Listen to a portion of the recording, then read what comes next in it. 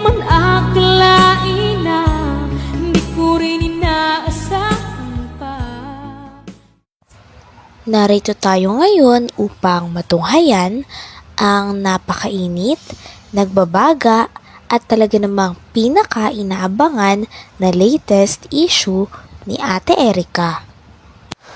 Sa pagpapatuloy ng ating storya ay nandito nga si Kalingap Val Santos Matubang upang maghatid sa atin ng latest update sa issue ni Ate Erica sa pagitan ng kanyang pamilya. Sa pagpapatuloy nga ay kasalukuyan na pinapakilala ni Kalingap Val Santos Matubang ang mga Kalingap Angels sa mga manonood. Doon nga ay ine-emphasize niya na si Viancy daw na ang bagong ka-love team ni Kuya Edu ay sobrang ganda daw. Talagang pinupuri nga ni Kalingap Val ang kagandahan ni Viancy dito.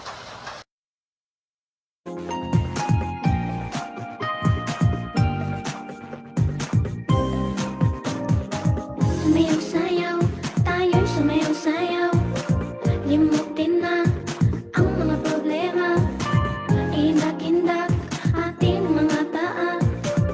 Sa tugtugin, tayo ay sumabay na. Ang mga kamay ay ikaw-ay-kaway.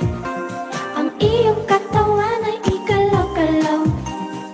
Huwag nang malungkot, dapat ay magsaya. Pagkat ang iyong kalingap ay narito na. Tim-tim-tim kalingap ay maaasahan. Tim-tim-tim-tim-tim-tim, tan-tan-tan-tan-tan-tan. Tim-tim-tim kalingap, pagtulong sa mahirap ay maaasahan nating makakamtan. Ay, good morning sa ating lahat, mga kalingap. Maayong buntag sa tanan. Tayo po yung live uli sa ating official YouTube channel, Val Santos Matubang. Yeah, yeah. Tim kalingap, tim kalingap. Yeah, yeah. Tim kalingap, tim kalingap. Yeah, yeah. Tim kalingap, tim kalingap. Yeah, yeah. Ngayon po araw po ng Martes, mga kalingap, Mayo 21 po sa taong 2024. At ngayon po umaga, mga kalingap, ay muli tayo mag-usap-usap tungkol sa mga update, issues at balitaan po sa ating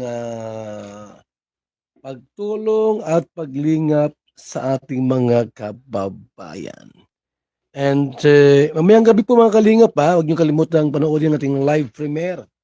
Mamaya po yan, alas 8 po ng gabi.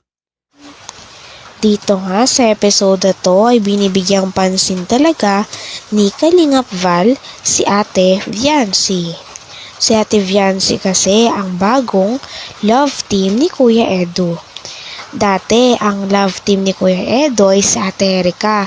Ngunit dahil sa kadahilanan na gusto na nitong umalis sa Kalingap upang unahin daw ang pag-aaral at ang kanyang mga priorities sa buhay na kamakailan nang lumabas na hindi pala totoo, ay nawala nga ang kanilang love team dahil dito.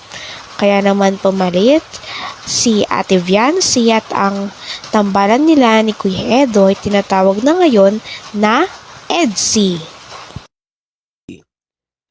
Starring Viancy. Mamaya po yan, at mahirap na magparataram DBI. Alas 8 po, short film lang po ito.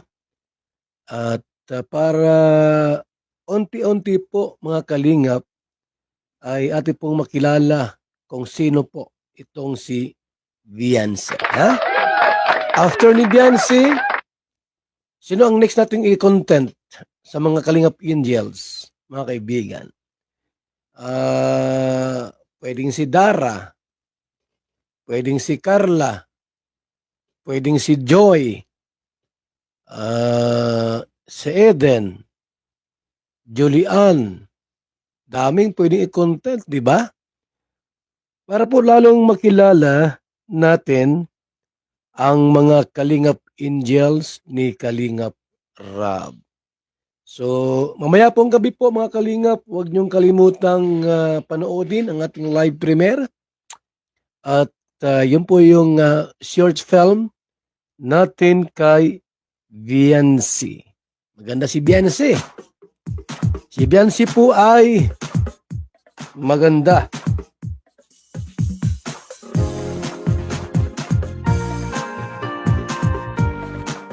Maputi.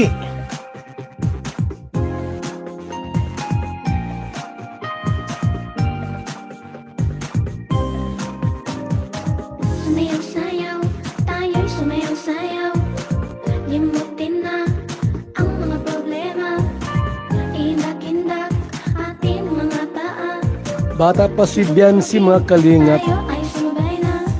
Ang mga Si Viancy kamay. po ay ano pala ang mas 17 itong si Viancy.